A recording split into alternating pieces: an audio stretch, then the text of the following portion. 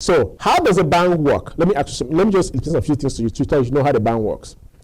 The banks are financial institutions and they have the agenda. One, they want your money. That's a simple truth, right? And they always want it on a regular basis. And they only hold that money as long as possible. That is why they prefer to give you a loan so you don't take your money. When it comes to time to go get your money, they want to pay it back as slowly as possible.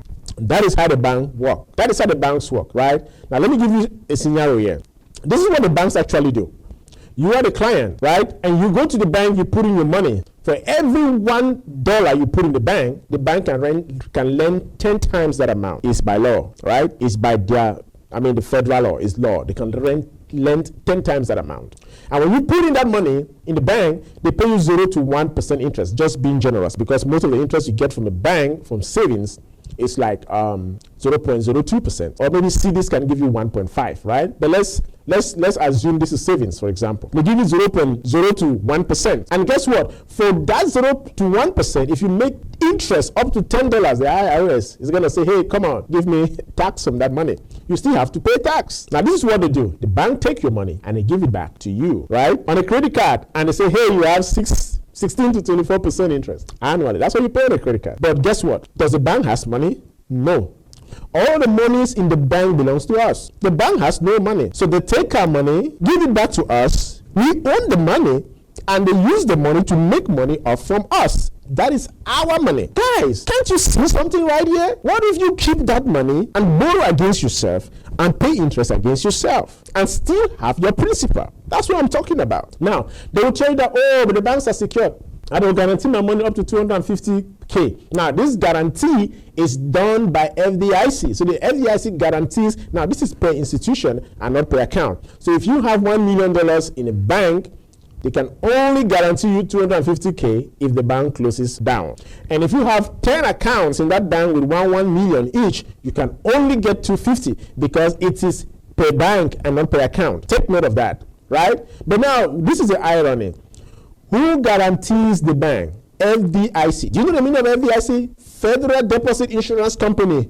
Really? Yes. The insurance company is guaranteeing the bank. And that is why banks deposit a lot of money into the insurance business to make profit from it, because it's considered a tier 1 capital and it is source of the bank's strength. So you're like, "Oh, who supports those insurance companies that you guys go and put money? Who backs the insurance company? Are you kidding me? Who backs the bank?" Who backs the bank, my brother? Who backs the bank, my friend? The bank is backed by the same insurance company we are asking you to deposit your money into.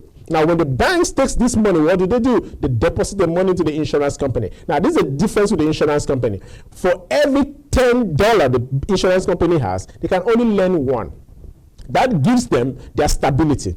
Now, when the bank deposits money in here, they call it bank-owned life insurance. You see that? If it's a corporation, it's called corporate-owned life insurance. Now, when the bank deposits this money, they make 6 to 12% interest. And guess what? It's tax-free,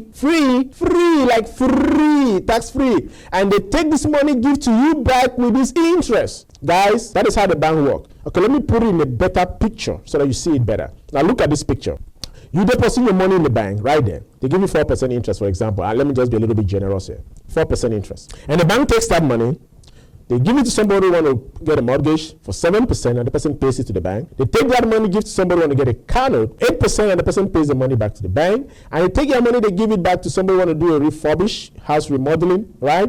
9%, and the person pays the interest to the bank. And they take your money and give it for somebody who's trying to consolidate debts, right? 12%, and the money goes back to the bank. Now, let me ask you a question. How much is the bank making off of you? What's the difference? Now, you have 4%. What's the difference here? 3%. What's the difference here?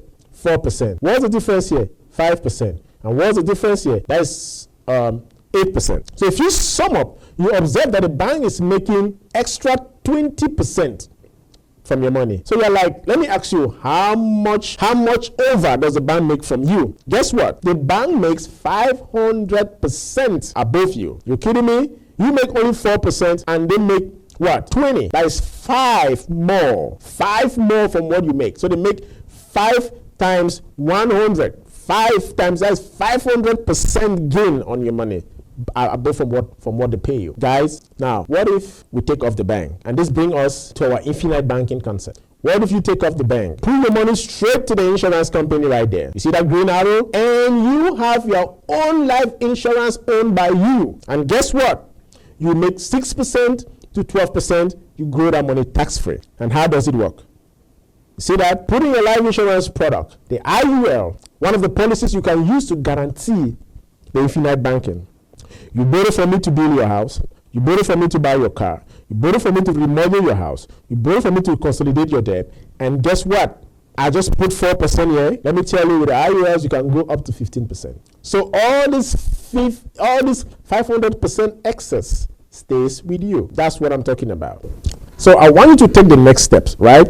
If you think this information is very healthy for you, if you think this information is very, very healthy, and you like say, hey, Remy, I want to go to the next step. I want to see if this works for me. I want to see if you qualify for this.